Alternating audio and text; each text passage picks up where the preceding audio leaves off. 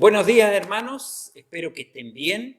Hoy continuaremos el estudio del libro de las profecías de Miqueas. Así que les invito a buscar en sus Biblias el libro de Miqueas en el capítulo 2. Como hemos señalado, los primeros 3 capítulos del libro es principalmente la descripción del fracaso espiritual de la nación de Israel en su totalidad, tanto la parte norte de Israel como el sur, Judá, donde la religiosidad que manifestaban era superficial y necesitaba ser más espiritual, más profundamente vinculada con la vida práctica y no teórica o ritual.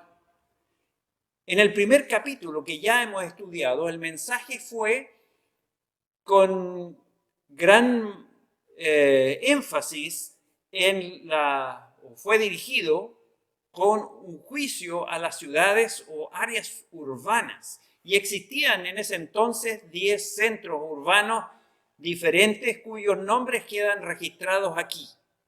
Comenzando con Samaria, la capital del Reino del Norte, y Jerusalén, la capital del Reino del Sur. Estas dos ciudades fueron que en realidad llevaron a las dos naciones a la idolatría. Junto con la idolatría se cometió la peor clase de abominación, no solo de sacrificios humanos, sino también de pecado de inmoralidad extrema, que quedaron asociados a estos lugares altos y la idolatría. En el segundo libro de Reyes, en el capítulo 23, desde el versículo 1 hasta el 17, tenemos una descripción de las reformas espirituales que el rey Josías realizó, lo que nos muestra la realidad espiritual que imperaba en la nación en aquel tiempo. Y dice así el texto: entonces el rey mandó a reunir con él a todos los ancianos de Judá y de Jerusalén, y subió el rey a la casa de Jehová con todos los varones de Judá y con todos los moradores de Israel, de Jerusalén, con los sacerdotes y profetas, con todo el pueblo, desde el más chico hasta el más grande. Y leyó, oyéndolo ellos, todas las palabras del libro del pacto que había sido hallado en la casa de Jehová. Y poniéndose el rey en pie junto a la columna, hizo pacto delante de Jehová, de que irían en pos de Jehová y guardarían sus mandamientos, sus estatutos, sus testimonios, sus estatutos, con todo el corazón y con toda el alma, y cumplirían las palabras del pacto que estaban escritas en aquel libro. Y todo el pueblo confirmó el pacto. Entonces mandó el rey al sumo sacerdote Hilcías, a los sacerdotes de segundo orden, a los guardias de la puerta, que sacasen del templo de Jehová todos los utensilios que habían sido hechos para Baal, para Acera y para todo el ejército de los cielos, y los quemó fuera de Jerusalén en el campo del Cedrón, e hizo llevar las cenizas de ellos a Betel, y quitó a los sacerdotes idólatras que habían puesto los reyes de Judá para que quemasen incienso en los lugares altos de las ciudades de Judá y en los alrededores de Jerusalén. Asimismo, a los que quemaban incienso a Baal, al sol y la luna, a los signos del zodiaco y a todos los ejércitos del cielo. Hizo también sacar la imagen de Acera fuera de la casa de Jehová, fuera de Jerusalén, al valle del Cedrón, y lo quemó en el valle del Cedrón y la convirtió en polvo y echó el polvo sobre los sepulcros de los hijos del pueblo. Además derribó los lugares de prostitución idolátrica que estaban en la casa de Jehová, en las cuales tejían las mujeres tiendas para Acera.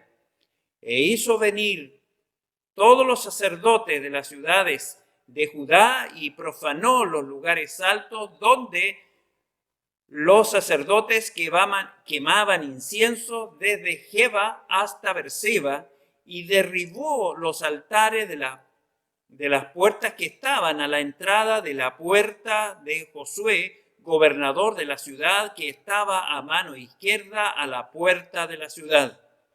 Pero los sacerdotes de los lugares altos no subían al altar de Jehová en Jerusalén, sino que comían pan sin levadura entre sus hermanos. Asimismo, profanó a Tofet, que está en el valle del hijo de Hinnom, que ninguno pasase su hijo o su hija por el fuego. Quitó también los caballos de los que los reyes de Judá habían dedicado al sol a la entrada del templo de Jehová, junto a la cámara de Natán Melec eunuco, el cual tenía a su cargo los ejidos, y quemó al fuego los carros del sol. Derribó además el rey los altares que estaban sobre la azotea de la casa, de la sala de Acaz, que los reyes de Judá habían hecho, y los altares que habían hecho Manasés en los dos atrios de la casa de Jehová, y allí corrió y arrojó el polvo al arroyo del Cedrón. Asimismo, profanó el rey los lugares altos que estaban delante de Jerusalén, a la mano derecha del monte de la destrucción, los cuales Salomón, rey de Israel, había edificado a Astarot, ídolo abominable de los sidonios, a Quemod, ídolo abominable de Moab, a Milcom, ídolo abominable de los hijos de Amón, y quemó las estatuas y derribó las imágenes de acera y llenó el lugar de ello de huesos de hombre.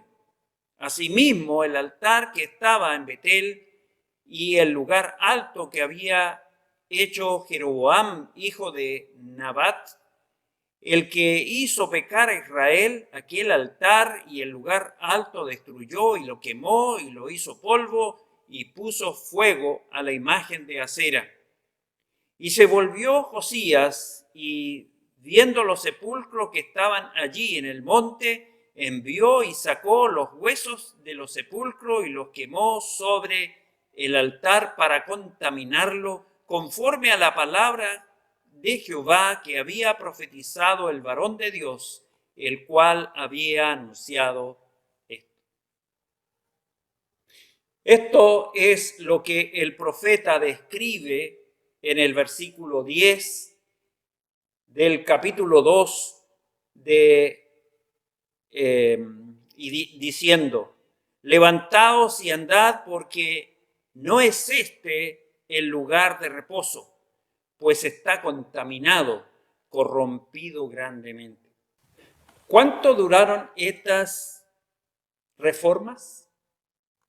Si leemos en el libro de las Crónicas, en el segundo libro de las Crónicas, en el capítulo 34, versículo 32 y 33, que dice: e hizo que se obligaran a ellos, todos los que estaban en Jerusalén y en Benjamín, y los moradores de Jerusalén, hicieron conforme al pacto de Dios, del Dios de sus padres, y quitó Josías todas las abominaciones de toda la tierra de los hijos de Israel, e hizo que todos los que se hallaban en Israel sirviesen a Jehová su Dios.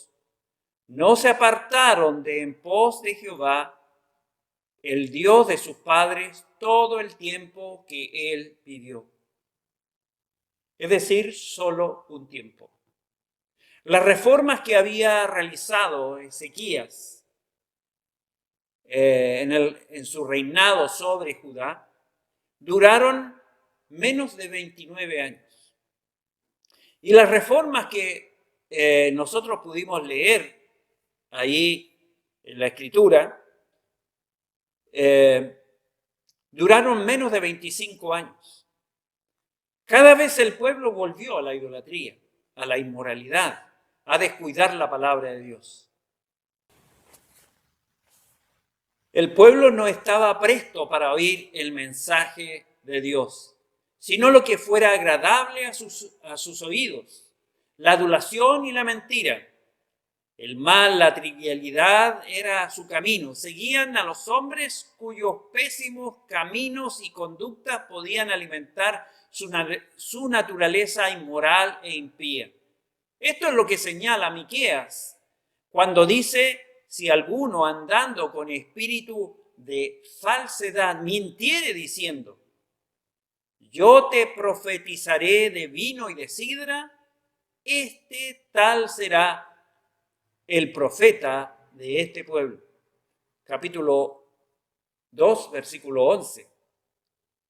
En el capítulo 2, el profeta Miqueas describe los pecados específicos del pueblo. El juicio cayó sobre este pueblo porque había caído en la idolatría y en todo lo que ello implica. La idolatría, que en aquellos tiempos representaba la práctica de una gran inmoralidad, y el pago de una ramera hacía posible el funcionamiento de los lugares altos. La prostitución constituía la fuente de ingreso para la religión, ya que el sexo estaba asociado con la idolatría. El pecado sexual y la idolatría parecían ir juntos. Estos pecados destruyen el hogar, así como la tierna relación entre un hombre y una mujer en el matrimonio. Cuando el sexo se mantiene dentro de la relación matrimonial, puede convertirse en la experiencia más hermosa y agradable del mundo.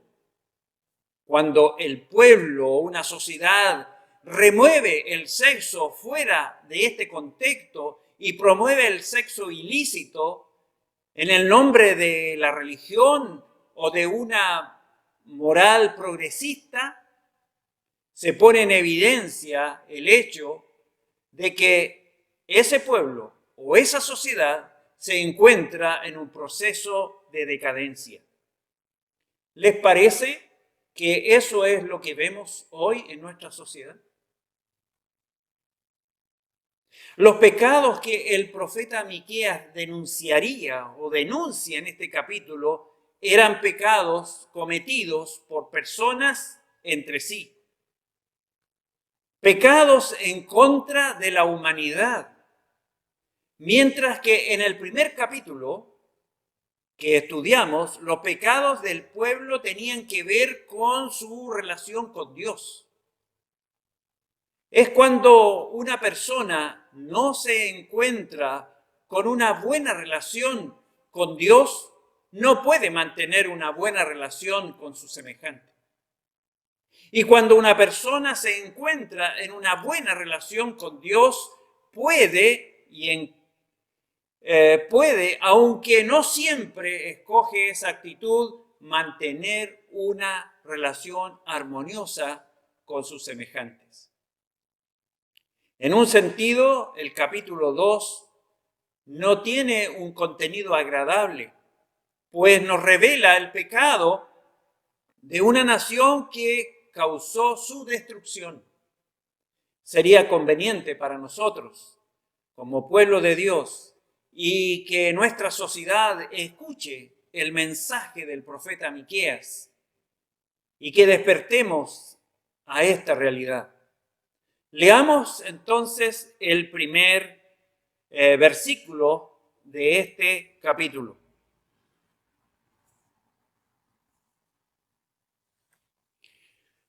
Ay de los que en su cama piensan iniquidad y maquinan mal, y cuando llega la mañana lo ejecutan porque tienen en sus manos el poder.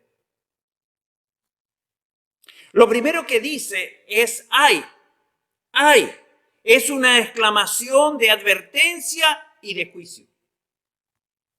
Dice, aquellos que piensan iniquidad y que maquinan o fabrican el mal. Hacen mal. No meramente es un impulso repentino, sino es un propósito deliberado. Se observa una graduación, piensan iniquidad. Es la concepción del propósito malo. Maquinan o fabrican, como dice David en el Salmo 58, versículo 2, antes el corazón maquináis iniquidades, hacéis pesar la violencia de vuestras manos en la tierra. Maduran el proyecto, intencionalmente, premeditadamente, preparan las acciones que son pecaminosas y malas. Aquí se hace referencia a personas que cuando se acuestan por la noche no se disponen a descansar, sino que yacen en sus lechos, dedicándose a concebir ideas, a planear acciones malvadas. Hasta es posible que al mismo tiempo ya estén implicadas en tales acciones.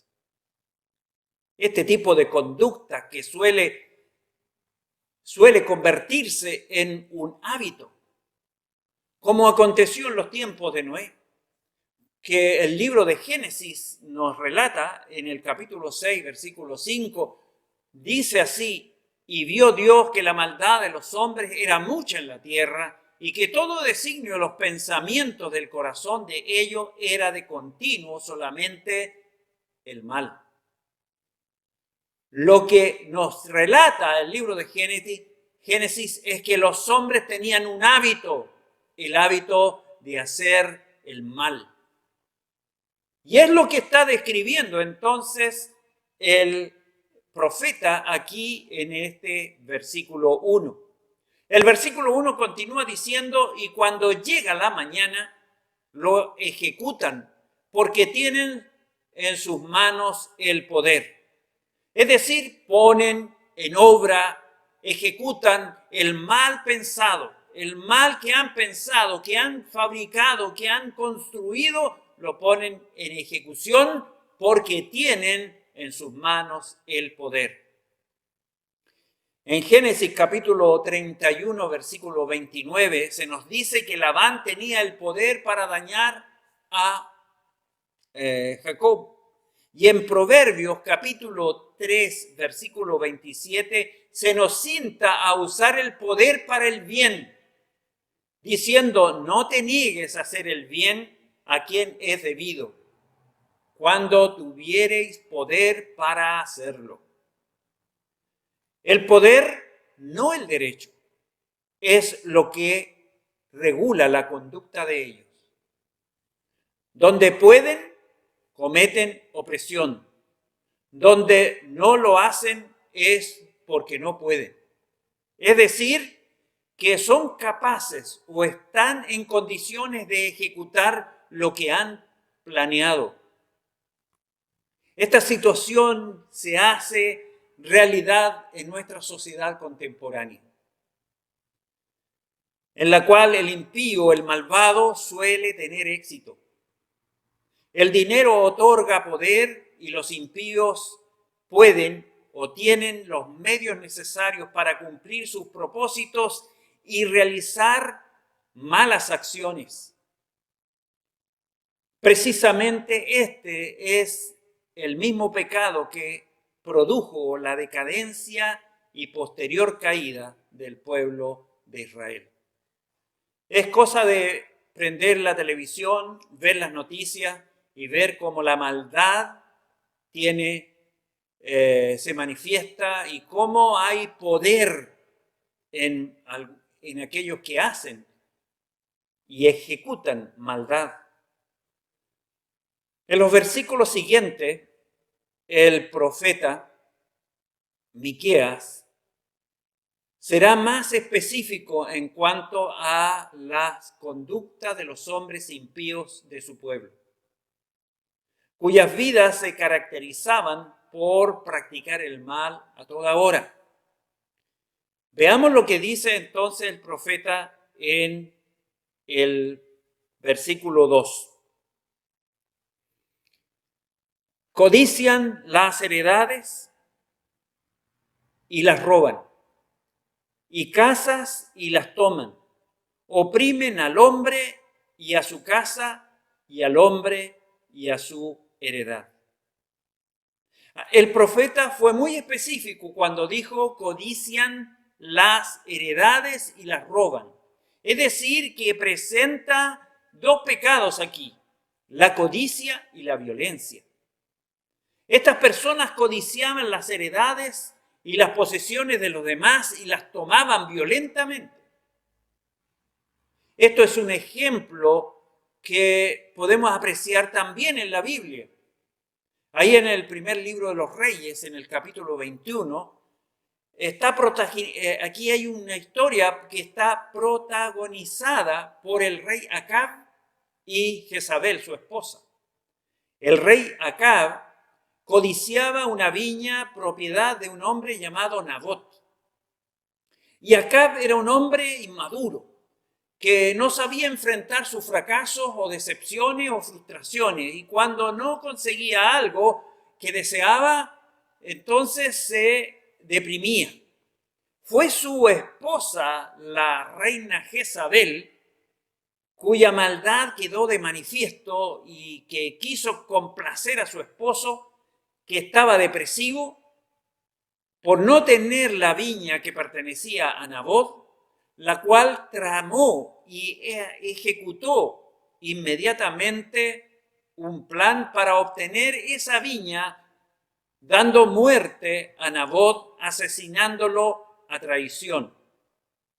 Pues bien, este solo es un ejemplo de la mentalidad y el proceder de aquellos que estaban encabezando el gobierno en los tiempos del profeta Miqueas. Con estos ejemplos de corrupción, de maldad, el pueblo comenzó a practicar la misma moralidad de sus gobernantes. Hoy en nuestro país las autoridades están cuestionadas por casos de corrupción que han sido denunciados públicamente. Y como consecuencia, el pueblo tiene poco respeto de estas. Y no solamente eso, sino que vemos multiplicadas estas mismas conductas en el pueblo, en los ciudadanos. Los ricos se apoderan de los campos y propiedades ajenas porque tienen el dinero y el poder para hacerlo. Eso está denunciando Miqueas aquí. El pueblo de Israel se había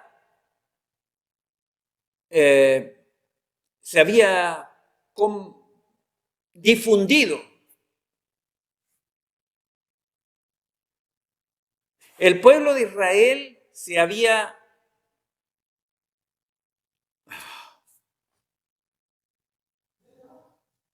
En el pueblo de Israel se había difundido el gran pecado de la codicia y la violencia.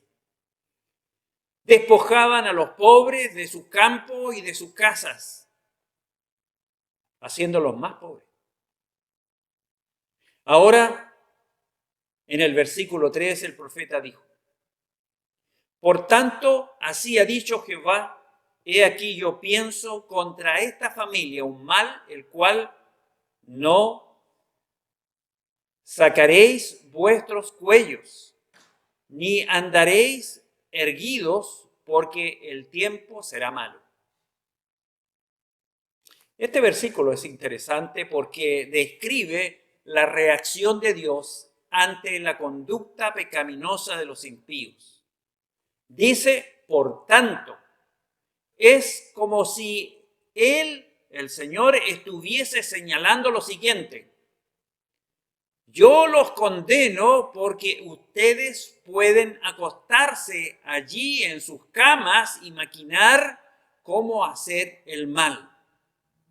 Después Dios añade, yo voy a maquinar el mal contra ustedes.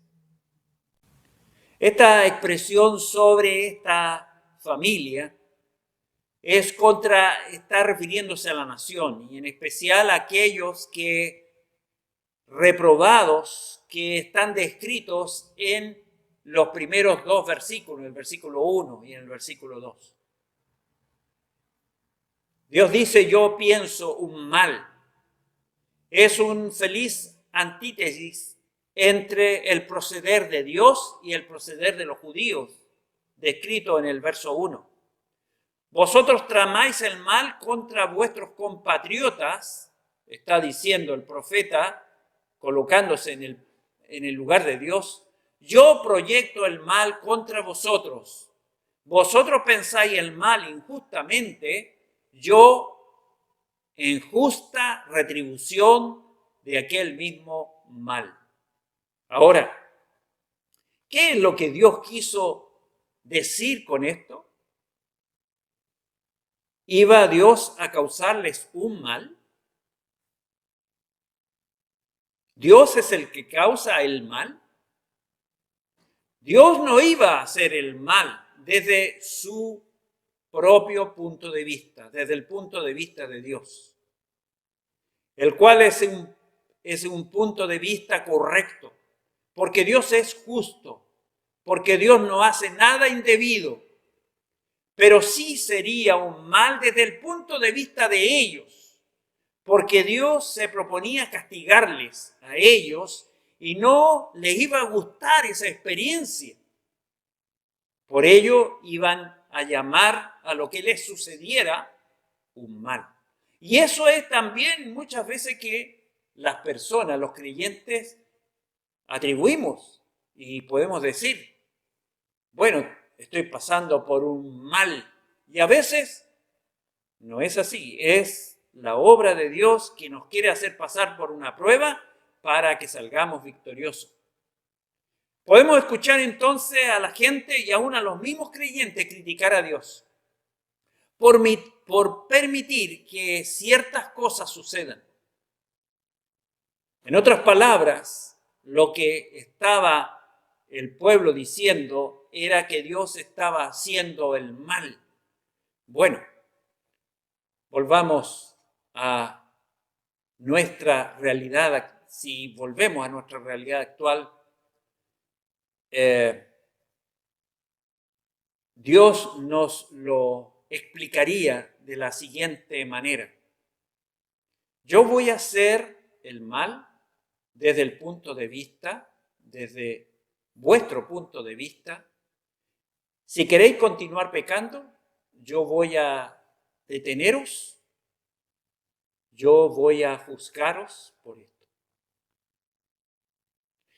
A nivel personal, cada uno podría decir que esta experiencia es mala y que muchas personas que suelen decir, ¿por qué permite Dios que suceda esto en nuestra nación, en nuestra nación, o a nosotros, o a mí? A veces argumentan diciendo, somos personas buenas. Hemos hecho esto y aquello y siempre hacemos el bien a los demás. Ayudamos a los necesitados. ¿Por qué pues permite Dios que esto suceda? Desde el punto de vista de muchas personas en el presente, podría parecer que Dios está haciendo el mal, pero Él no está actuando mal. En realidad, siempre juzga el pecado. Y si no lo hiciera, no sería Dios, pues Él es justo y no tendrá por inocente al culpable, al pecador. Dios está diciendo aquí, voy a juzgarles, voy a castigarles. Eso es lo que Dios está señalando entonces a través de esta porción. Y él dijo, he aquí yo pienso contra esta familia un mal el cual no sacaréis vuestro cuello, del cual no sacaréis vuestro cuello,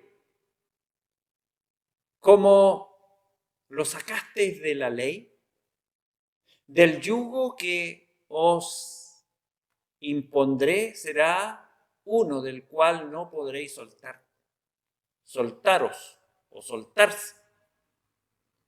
Aquellos que no se someten voluntariamente al yugo suave de Dios que está descrito ahí en Mateo capítulo 11, versículos 29 y 30, es cuando el Señor invita a tomar el yugo que Él ofrece.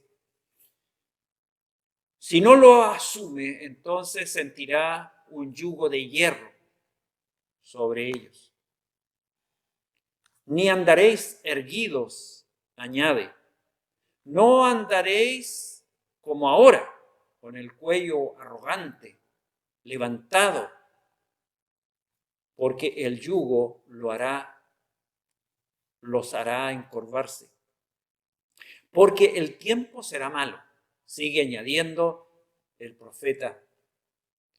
Más bien, pues en aquel tiempo será un tiempo malo, es decir, el tiempo en que seréis llevados a la cautividad. Es decir, que Dios tenía la intención de colocar alrededor de sus cuellos las cadenas de la esclavitud nuevamente, para que pudieran reflexionar en sus caminos. Los hijos de Israel fueron llevados prisioneros a Asiria, una de las naciones más brutales que haya existido en la superficie de esta tierra, en su forma de avasallar a los pueblos que conquistaban. Los llevaban con cadenas y los hacían pasar por mucho sufrimiento. Y Dios dijo, ni andaréis erguidos porque el tiempo será malo. Por cierto, estas personas eran muy orgullosas. Y en nuestros tiempos hay naciones que son muy orgullosas y tendrán que rendir cuenta ante Dios por esa actitud. Esa es la filosofía que presenta aquí el profeta Miqueas. Él estaba hablando aquí del carácter de los hombres de su tiempo. ¿Y qué diremos de los hombres de nuestro tiempo? El profeta nos está hablando de una manera indirecta, sino muy cortante, muy profunda. Jesús dijo en Lucas capítulo 14, versículo 11, porque cualquiera que se enaltece será humillado, y el que se humilla será enaltecido. Y el escritor de Santiago en el capítulo 4, verso 6, dice, pero Él da mayor gracia. Por esto dice, Dios resiste a los soberbios y da gracia a los humildes. Y en el versículo 10, humillaos, la exhortación, humillaos delante del Señor y Él os exaltará. El profeta continúa en el versículo 3, el versículo 4, y dice, en aquel tiempo levantará sobre vosotros refrán, y se hará endecha de lamentaciones, diciendo, del todo fuimos destruidos, Él ha cambiado la porción de mi pueblo. ¿Cómo nos quitó nuestros campos? Los dio y los repartió a otros. Dice, se levantará refrán. Es decir, algunos de vuestros o de los enemigos, de vuestros enemigos, los harán una mofa, sacando de vuestras mismas bocas vuestras lamentaciones. Es decir, que se aproximaba una gran confusión, un gran lamento, un lamento muy triste. Esta expresión que tenemos aquí, que dice, y se hará endecha de lamentación. Literalmente, en el original, se puede considerar como se lamentará con una lamentación de lamentaciones. Se lamentará con una lamentación de lamentaciones. Este tipo de pleonasmo es algo bastante fuera de lo común en el idioma hebreo. La repetición representando el continuo y monótono de un llorar. Señala un comentarista al respecto. Tenemos nuestras dudas de que se pueda expresar exactamente en nuestro propio idioma lo que Miqueas estaba diciendo, pero sí nos revela cuán gráfico era lo que estaba ocurriendo. La gente era muy pesimista, parecía no tener ninguna esperanza. Ellos estaban diciendo, del todo fuimos destruidos. Y así era, porque Asiria ya estaba haciendo incursiones en Israel. La realidad fue que cuando ellos marcharon finalmente al reino del sur en el año 701 a.C., llegaron hasta las mismas puertas de la ciudad de Jerusalén. Dice el texto, Él ha cambiado la porción de mi pueblo. Una acusación de injusticia contra Jehová, contra Dios. Él transfiere a otras naciones el sagrado territorio asignado como legítima parte o porción de nuestro pueblo. Es el reclamo del pueblo. Los repartió, tomándolo de nosotros para el enemigo. Ha repartido entre ellos nuestros campos. Es lo que está expresando el profeta como un sentir del pueblo. Calvino explica esto de la siguiente manera. En vez de restaurar nuestro territorio, ha dividido nuestros campos entre nuestros enemigos, cada uno de los cuales de aquí en adelante tendrá un interés en guardar lo que ha conseguido. De modo que nosotros estamos completamente privados de la esperanza de la restauración. Ese era el sentir que expresa las palabras del pueblo aquí en este texto. Mauren, que es también un comentarista, traduce esto diciendo, Él ha dividido nuestros campos a un rebelde. Esto refiriéndose al enemigo que es rebelde contra un Dios verdadero, estos eran adoradores de ídolos, por tanto un apóstata, y está entregándole nuestras propiedades a ellos. Ese era el reclamo del pueblo. Bien, sigamos adelante. mirando el versículo 5, que es la respuesta que Dios hace a lo que el pueblo está expresándose.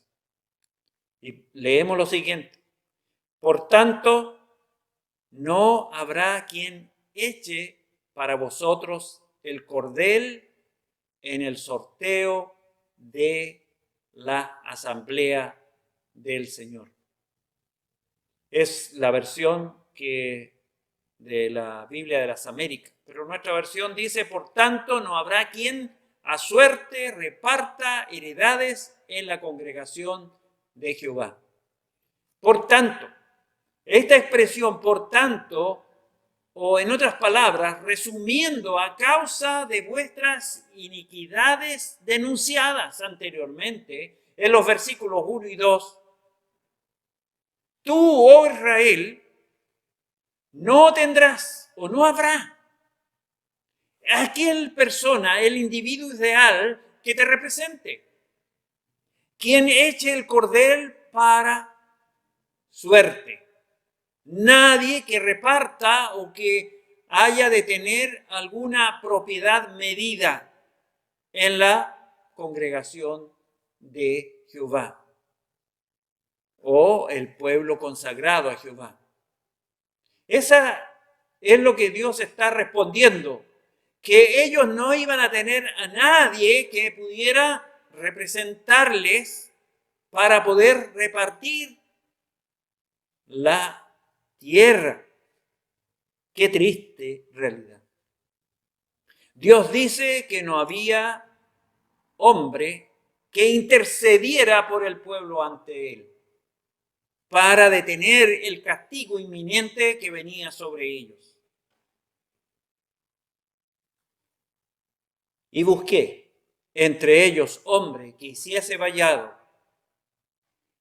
y se pusiese en la brecha delante de mí a favor de la tierra, para que yo no la destruyese. Y no lo hallé. Dice Dios por medio del profeta Ezequiel en el capítulo 22, versículo 30. Es esta realidad que llevó a que Dios mismo se encarnara en la persona de Jesús para traer salvación eterna a los hombres. Pues todo ser humano está bajo condenación a causa del pecado. Por eso vino Cristo, para ser autor y consumador de eterna salvación. Así lo leemos en el libro de Hebreos, capítulo 5, verso 9, capítulo 12, versículo 2. Para traer vida espiritual, para traer vida nueva, abundante, como el Señor Jesús dijo: yo he venido para que tengan vida y la tengan en abundancia. Juan capítulo 10, versículo 10. ¿Y qué hay de nosotros que hemos alcanzado la gracia de Dios?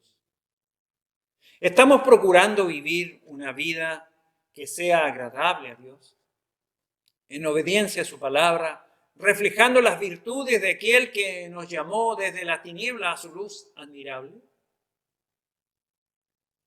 Este es el tema del libro de Miqueas, un llamado a la santidad y el gran mensaje de Dios al mundo hoy es de ser semejantes a Él, como exhorta Pablo en la carta a los Efesios, diciendo: sed pues imitadores de Dios como hijos amados y andad en amor como también Cristo.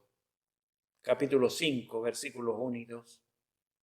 Israel, por la codicia y la violencia que es descrita en el versículo 2 de este capítulo, había perdido la porción, la herencia del pueblo de Dios, del pueblo de Jehová. Esta es la respuesta que Dios está señalándole al pueblo por esa acusación que ellos están haciendo en el versículo 4, donde están señalando que Dios es injusto.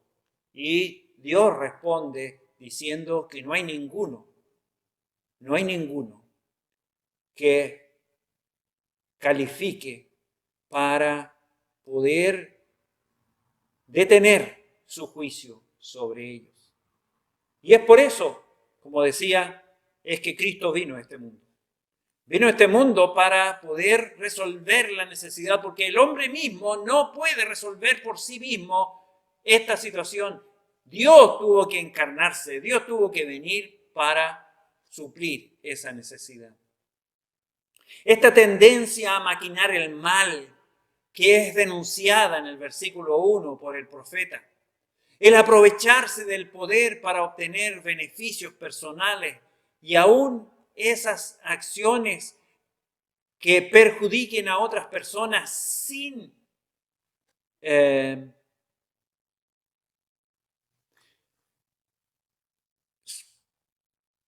mediar nada, son o surgen en toda la naturaleza humana que no ha sido regenerada por Dios bajo la acción de su Espíritu Santo. Era nuestra realidad antes de llegar al nuevo nacimiento, antes de pasar de las tinieblas a su luz admirable, antes de llegar a ser un hijo de Dios. El escritor de Proverbios señala en el capítulo 2, versículo 27 al 29, diciendo: no te niegues a hacer el bien a quien es debido, cuando tuvierais poder para hacerlo. No digas a tu prójimo: anda y vuelve, y mañana te daré, cuando tienes contigo que darle. No intentes mal contra tu prójimo que habita confiado junto a ti. Otra versión de estos dos primeros versículos, 27 y 28, dice: si tienes poder para hacer el bien, no te rehúses a hacerlo a quien lo necesite. No digas a tu prójimo: vuelve de nuevo, mañana te daré, cuando tenga contigo que darte. Aquí están los dos conflictos. La actitud del pueblo de Israel, por el cual Dios tiene que juzgarlo, y lo que Dios está esperando. Hay personas que tienen recursos que lo utilizan mal, dedicándolos a gastos innecesarios y a satisfacer gustos superfluos o placeres que realmente no podrán disfrutar por mucho tiempo y que no están incluidos en los planes de Dios. Y aquí el escritor de Proverbios dice: si tienes poder para hacer el bien, no rehúses hacerlo a quien lo necesite. Así que, siendo hijos de Dios, la nueva naturaleza que Él nos dio nos provee de la capacidad para hacer el bien y nos sensibiliza ante las condiciones de vida de los demás. Pero el poder para hacer el mal, de obrar maliciosamente, de usar la violencia o la astucia para obtener algo para el propio bien, para el propio beneficio, es de la naturaleza de los impíos, de los incrédulos, pues ellos carecen de esa capacidad, de esa sensibilidad espiritual para percibir la voluntad de Dios. Y en realidad esa es la razón por la cual algunos de algunos programas que se llevan a cabo como parte de personas o por parte de personas que niegan o desconocen a Dios, proyectos que se diseñan para ayudar a pobres o los necesitados, tanto a nivel local, regional, nacional o internacional, caen con frecuencia en las más variadas formas de gestiones deshonestas del dinero. ¿Por qué? Por esa misma razón. Es imposible lograr que las personas deshonestas, que sean propensas a ceder la tentación del dinero y del poder, hagan bien a los demás. El Señor Jesucristo mismo dijo: por sus frutos los conoceréis. ¿Acaso se recogen uvas de los espinos o higos de los abrojos?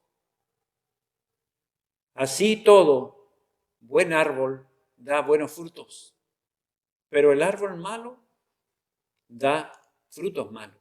Mateo capítulo 7, versículos 16 y 17. No podemos esperar frutos de plantas que por su naturaleza no están capacitadas para obtener frutos.